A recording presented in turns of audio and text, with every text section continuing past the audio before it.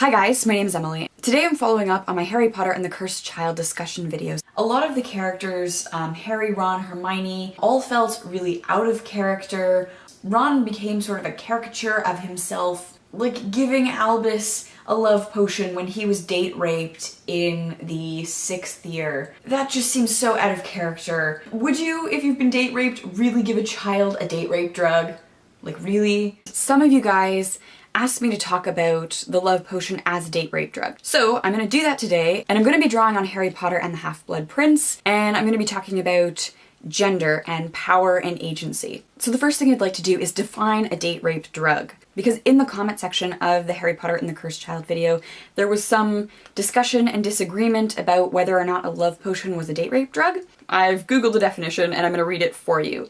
A date rape drug, also referred to as a predator drug, is any drug that is an incapacitating agent in which, when administered to another person, incapacitates that person and renders them vulnerable to a drug-facilitated sexual assault, including rape. Very common date rape drug is alcohol. When somebody consumes alcohol in mass quantities, or somebody pushes drinks on somebody else and it inhibits their ability to make decisions, they're more easier to coerce into making decisions that they maybe wouldn't make when they were sober. That's a date rape drug. So with that definition in mind, that a date rape drug is something that causes an altered state of consciousness and inhibits your ability to make decisions that you would make without having consumed this substance, a love potion is a date rape drug. There are two instances within Harry Potter and the Half-Blood Prince where we see the love potion used as a date rape drug. The first time is with Voldemort's mother, and I will just share that section for you now. So this is from chapter 10, The House of Gaunt. In this version of the books, I am on page 201. Dumbledore has just been sharing about Voldemort's early life and Voldemort's mother. So Voldemort's grandfather and uncle have been arrested, leaving Voldemort's mother by herself. So Merope, said Harry, leaning forward in his chair and staring at Dumbledore. So Merope was... Sir, does that mean she was Voldemort's mother? It does, said Dumbledore. And it so happens that we also had a glimpse of Voldemort's father. I wondered whether you noticed. The Muggle Morphin attacked. The man on the horse?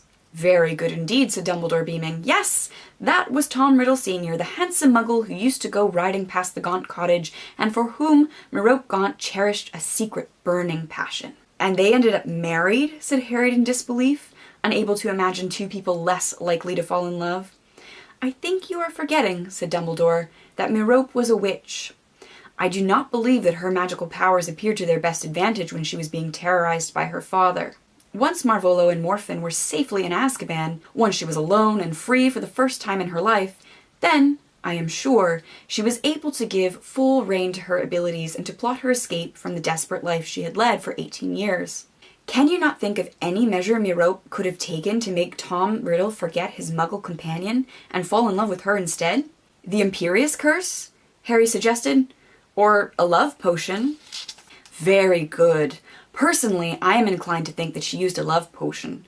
I am sure it would have seemed more romantic to her, and I do not think it would have been very difficult, some hot day when Riddle was riding alone, to persuade him to take a drink of water.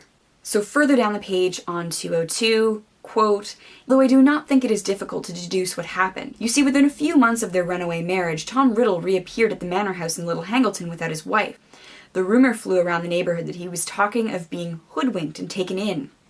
What he meant, I am sure, is that he had been under an enchantment that had now lifted. When they heard what he was saying, however, the villagers guessed that Merope had lied to Tom Riddle, pretending she was going to have his baby, and that he had married her for this reason. But she did have his baby. Yes, but not until a year after they were married. Tom Riddle left her while she was still pregnant. What went wrong? Asked Harry. Why did the love potion stop working? Again, this is guesswork, said Dumbledore, but I believe that Merope, who was deeply in love with her husband, could not bear to continue enslaving him by magical means. Perhaps she thought he would stay for the baby's sake. If so, she was wrong. He left her, never saw her again, and never troubled to discover what became of his son. So what this scene indicates is that the love potion clearly alters Tom Riddle's ability to make decisions. When he's under the spell, he's in love with her, he marries her, they have sex, they make a baby, and then when she stops giving him the love potion, he doesn't want any of that. And none of those feelings were genuine. Like, it's not a relationship that he chooses to engage with. I find it interesting that Rowling chose to use the word enslavement. So use of the love potion actually limits his choices and limits his agency to the point that Tom Riddle Sr. is enslaved in this coercive, non-consensual relationship. And the fact that they did produce a child while under the love potion indicates that Tom Riddle Sr. was raped. He wouldn't have consented to having sex with Merope if he were not in an altered state of consciousness. So she used the date rape drug of the love potion to coerce Tom Riddle into a romantic relationship and a sexual relationship with her. So we see the love potion used again in chapter 18 with birthday surprises. So this is where Harry is opening up his presents, and he's opened up a box of chocolates from Romilda and kind of thrown it away because Hermione has warned Harry not to eat anything from Romilda. So he's sort of discarded these chocolates, and Ron has picked them up and eaten them without realizing what's in them. This is on page 367 in my book. "Harry, I can't stand it!" "What can't you stand?" asked Harry, now starting to feel definitely alarmed. Ron was rather pale and looked as though he was about to be sick. "I can't stop thinking about her," said Ron hoarsely. Harry gaped at him. He had not expected this, and was not sure he wanted to hear it. Friends they might be, but if Ron started calling Lavender Lav-Lav, he would have to put his foot down. "I don't think she knows I exist," said Ron with a desperate gesture. "She definitely knows you exist," said Harry, bewildered. "She keeps snogging you, doesn't she?" Ron blinked. "Who are you talking about?" "Who are you talking about?" said Harry with an increasing sense that all reason had dropped out of conversation. "Romilda Vane," said Ron softly, and his whole face seemed to illuminate as he said it, as though hit by a ray of purest sunlight. They stared at each other for almost a whole minute before Harry said, "This is a joke, right? You're joking." Harry, I think I love her," Ron said in a strangled voice. "Okay," said Harry, walking up to Ron to get a better look at the glazed eyes and the pallid complexion. "Okay, say that again with a straight face." "I love her," repeated Ron breathlessly. "Have you seen her hair? It's all black and shiny and silky. And her eyes, her big dark eyes, and her—" "This is really funny and everything," said Harry impatiently, "but joke's over, all right? Drop it." He turned to leave, but he'd got 2 steps toward the door when a crashing blow hit him on the right ear. Staggering, he looked around. Ron's fist was drawn right back. His face was contorted with rage. He was about to strike. "What was that for?" Harry bellowed. "You insulted her, Harry! You said it was a joke!" shouted Ron. "They're the chocolate cauldrons Romilda gave me before Christmas, and they're all spiked with love potion." But only one word of this seemed to have registered with Ron. "Romilda?" he repeated. "Did you say Romilda? Harry, do you know her? Can you introduce me?"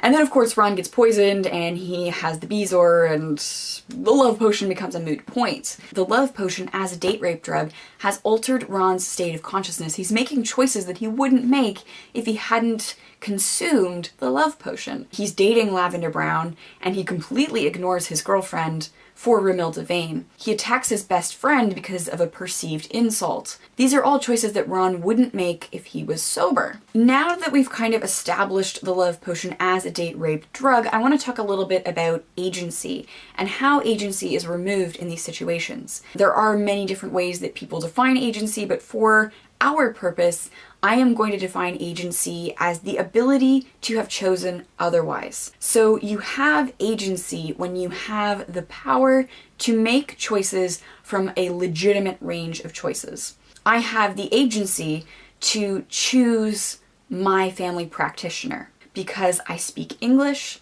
I have access to a car, and healthcare is covered in Canada.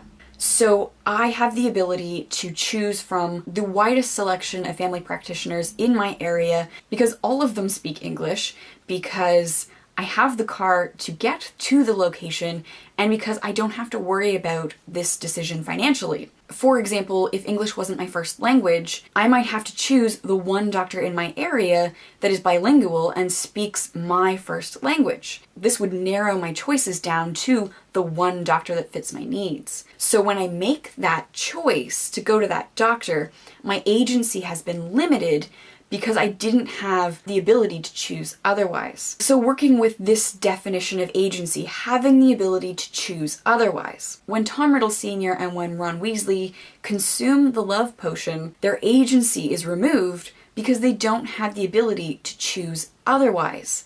The love potion forces them to focus on the maker of the love potion. So what I find most interesting about the love potion is its interaction with gender. So within our examples in the text, the love potion is used by women on men. This is super fascinating because while the Harry Potter world appears sort of fantastically post-feminist, in the sense that Hogwarts is a coeducational school, that you see women in positions of power within that school, you have female professors, you see women working in the Ministry of Magic, you see female aurors who are sort of the equivalent of Muggle police. At first glance, you might think that this is a fantastic post-feminist setting. The problem is that when we pull back a little bit, when we pull back some of these layers and we look at the gender dynamics in the wizarding world, the people in the position of power, like the top positions of power, more often than not are men. The most powerful dark wizard, Lord Voldemort, is a man. The most respected wizard in the wizarding world, Albus Dumbledore, a man. The protagonist of our story, Harry Potter, male. The magics that are most valued in the wizarding world are largely the scientific ones, the more masculine ones. We value transfiguration, charms, defense against the dark arts, but there is a significant devaluing of magics that are more feminine. Muggle studies, divination, care of magical creatures. So already we're seeing things set in binaric opposition. So we have masculine things that are valued and feminine things that are devalued. What I see the love potion doing is setting this gender binary, this gender hierarchy that values the masculine over the feminine on its head, while also reinscribing some gendered norms. On the one hand, the love potion puts women in a position of power. It removes the agency from men, and it gives women the power and authority, which is an interesting inversion because in general, in patriarchal societies, women lack the agency because of patriarchal systems that privilege men and masculinity. So it's interesting to see that the love potion flips that script and places women in a position of power. On the other hand, however, the love potion is highly gendered. It allows women to fulfill the roles of lover, wife, and mother, which is a very heteronormative role. Heteronormativity is the assumption that heterosexuality is normal and natural and desirable. It is a thing that we should subscribe to in patriarchal societies. The love potion enables women to fulfill this highly gendered role of lover, wife, and mother. So I see the love potion as sort of a conflicted thing. It removes agency from men, inverting power relations in the wizarding world, while at the same time returning women to a very heteronormative, stereotypical position. These women are removing men's agency only to reinscribe a gendered role. What ultimately does this do? For me, the love potion highlights gender dynamics in the wizarding world. It highlights the pervasive heteronormativity and stereotypical gender roles while simultaneously flipping these roles on their head. And for me, it really challenges us to critically think about gender and power and who generally has access to power within the wizarding world. Let me know your thoughts in the comments down below. Thank you so much for watching, and I will see you soon. Bye!